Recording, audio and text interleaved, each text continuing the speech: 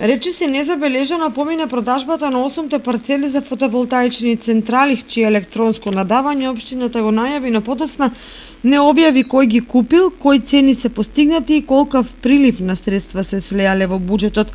Ако неофицијалните информации се точни, се работи за милионско полнење на општинската каса, кој ќе овозможи реализација на поголем број проекти, првенствено од патната инфраструктура.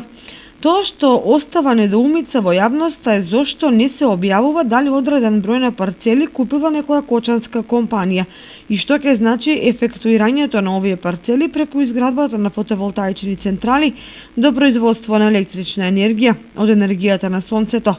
Каков бенефит ќе оствари општината од економски, еколошки и електростопански аспект, дали и колкава работна сила ќе абсорбираат построенијата и слично. Инаку 8 градежни парцели за фотоволтаици општина Кочани ги објави за отуѓување уште во ноември минатата година. 6 од нив беа продадени на првото јавно надавање, на кое е постигната цена 3,5 пати повисока од почетната од 200 денари за метар квадратен.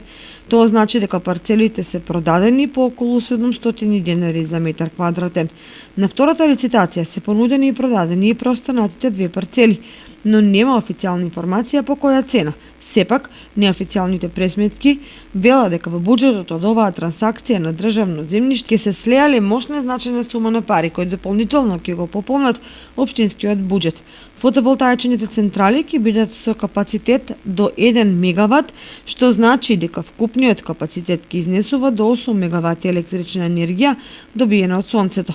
Парцелите кои се наоѓаат во катастарската општина Тракање се со површина од 18.835 до 24.130 метри квадратни.